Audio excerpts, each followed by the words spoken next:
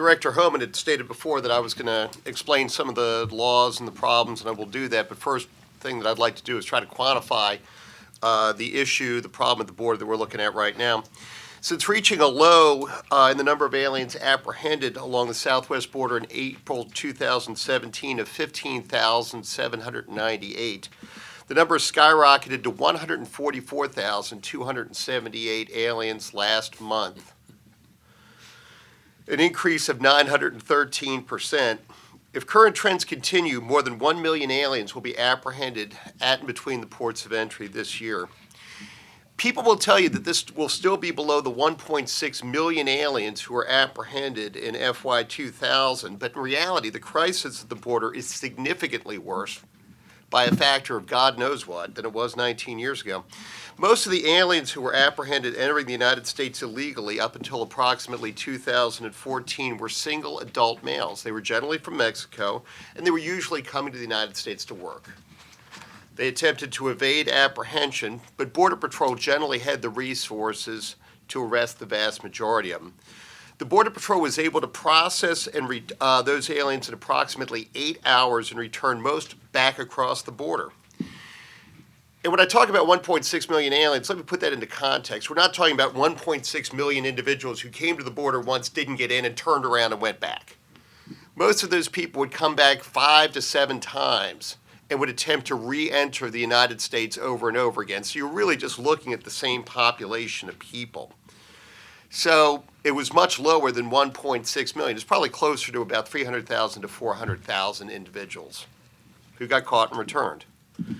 In 2014, however, we saw a surge of unaccompanied alien children, or UAC, entering illegally, and also a significant number of family units, or FMU as we call them, coming across the border.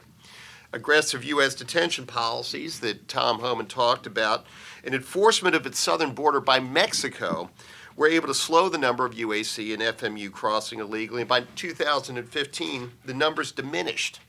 If people tell you that detention doesn't work, just look at that. Listen to what Director Homan told you and look at the numbers between 2014 and 2016. Then the Flores Settlement Agreement comes into effect in 2016. We can't hold families, we can't hold accompanied alien children for more than 20 days. Families come in with kids, and the number gets bumped up again. We see a huge surge coming again in 2016.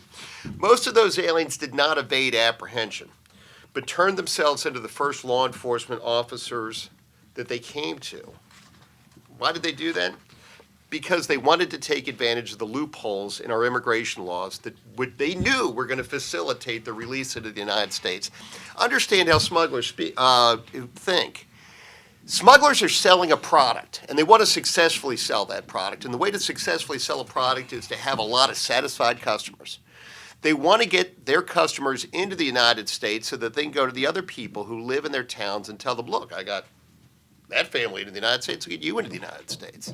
They also sell a bill of goods. They never really talk about how awful that journey is. And most people who come to this country and make it, who go through hell to get to this country, women who are raped, men who are robbed, men who are raped, coming to this country, never discuss what happened during the journey. They send pictures back to their home countries. How do I know that? Because Guatemalan Minister of Governance Enrique Dagenhart said that 2 weeks ago. That's not Art Arthur saying that. That's a Guatemalan government official saying that. In any event, the surge has overwhelmed the Border Patrol and stretched immigration to the breaking point. Alien children languish in Border Patrol custody because there are no resources to process them.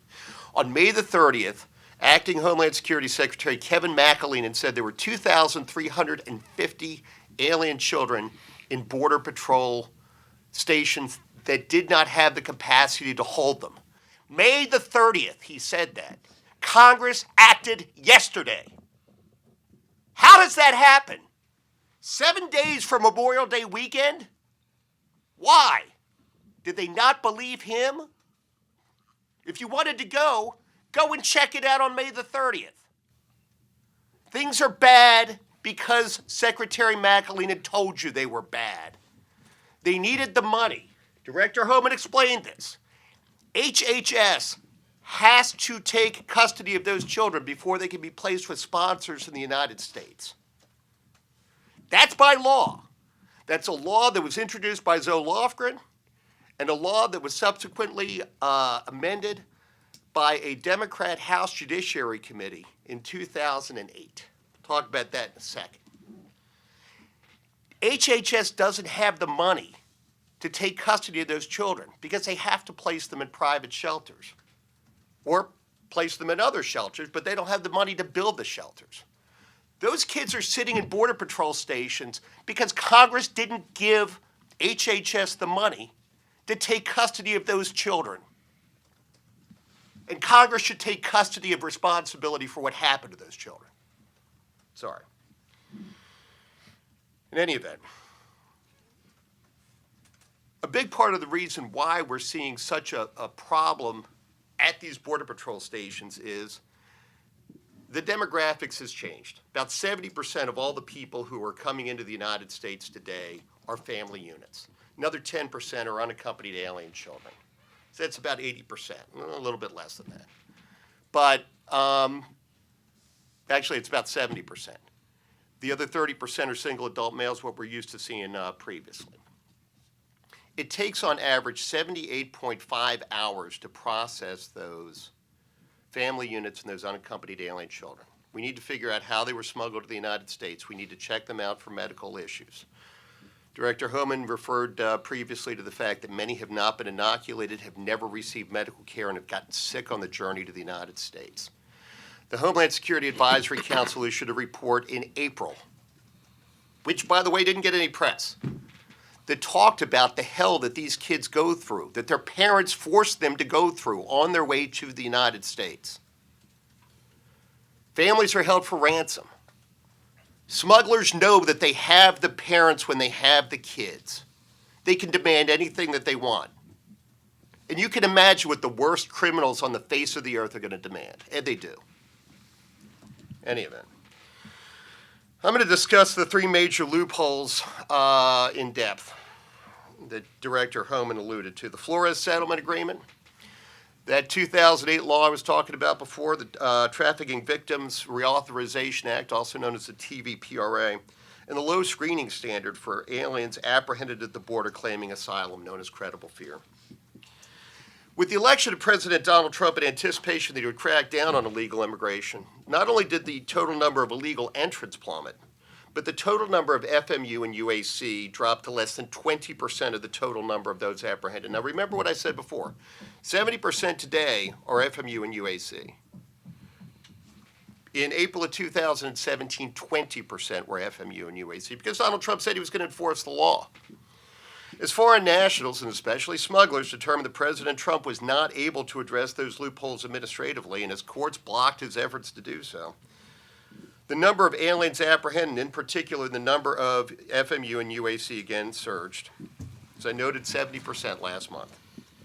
The primary loophole that those migrants were seeking to exploit is the aforementioned Flores Settlement Agreement, originally signed in January 1997. That agreement was supposed to terminate 5 years after the date of final court approval. The termination provisions were modified in 2001, however, such that they will not terminate until 45 days after publication of regulations implementing the agreement. Kids were being held. The Reno Justice Department, and I served under Attorney General Reno, signed a settlement agreement on the conditions of those kids. That was back in 1997. 3 administrations later, we're finally getting regulations that will implement that agreement. That's unacceptable. The worst part is, however, under a July 2016 decision from the Court of Appeals for the Ninth Circuit interpreting that then 19-year-old agreement, DHS can only detain alien minors for 20 days, regardless of whether that minor arrived unaccompanied or with his or her parents.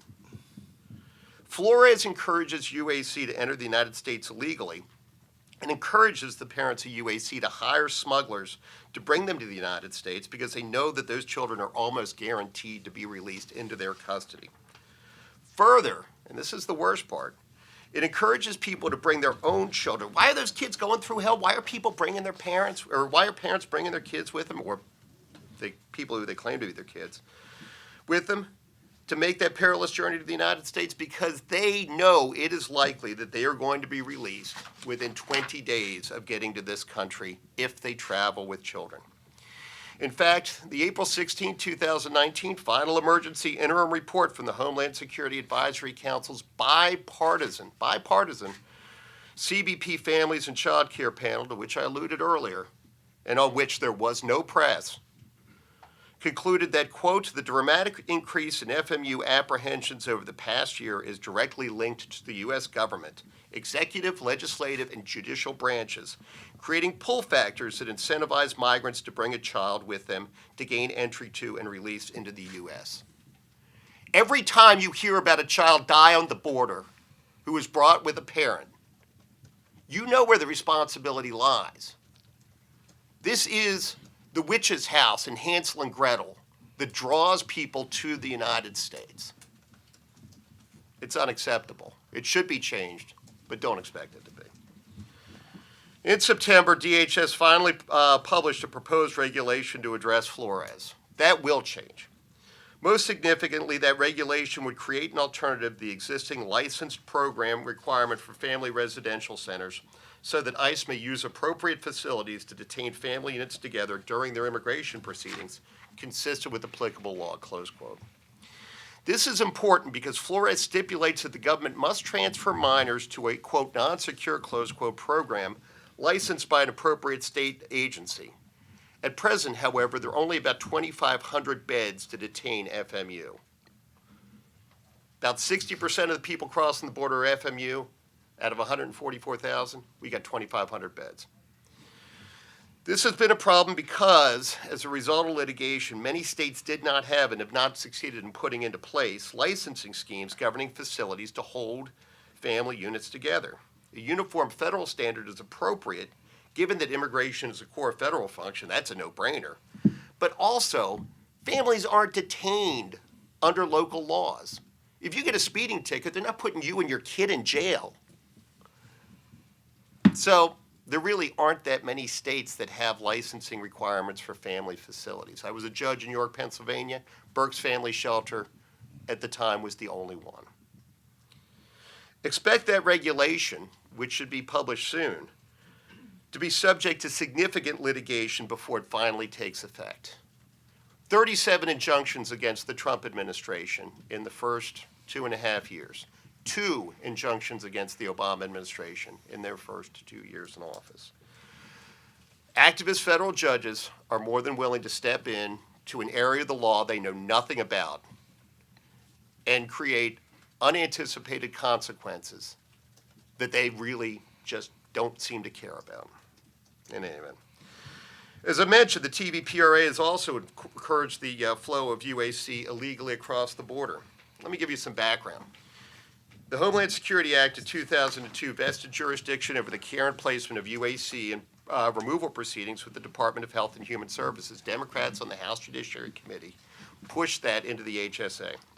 Passed subsequently in 2008, the TVPRA distinguishes between UAC from contiguous countries, Tom alluded to this, Canada and Mexico from aliens who are nationals of non-contiguous countries. A UAC from a contiguous country can be returned if the alien has not been trafficked and does not have a fear of harm. Under the TVPRA, however, if you're not from Canada, you're not from Mexico, we refer to these as OTMs, we just don't get that many people from Canada. They have to be transferred to the care and custody of HHS within 72 hours and placed in formal removal proceedings, even if they haven't been trafficked. Again, this encourages aliens who are illegally present in the United States to pay smugglers to bring their children to this country. How do I know that?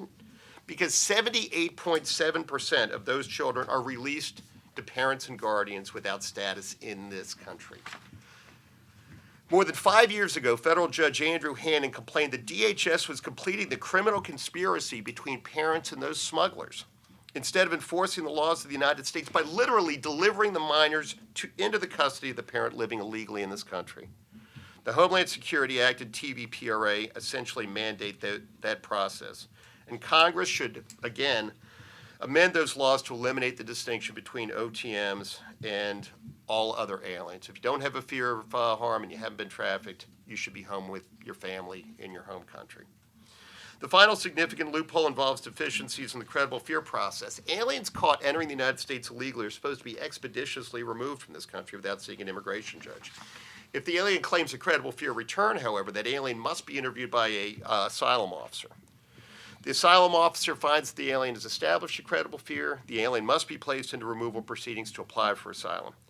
Credible fear, as Director Homan alluded to, is found in 75 to 90% of all cases, but only about 12% of aliens who claim credible fear get granted asylum at the end of the day. In 2009, the Obama administration began releasing aliens found to have credible fear. Likely as a result, the number of aliens claiming credible fear skyrocketed. Why do I say likely as a result? We went from 5,000 credible fear claims in 2009 to 99,000 in FY 2018. In fact, prior to 2013, only 1% of arriving aliens claimed credible fear. By my calculations, last year, 19% of aliens claimed credible fear.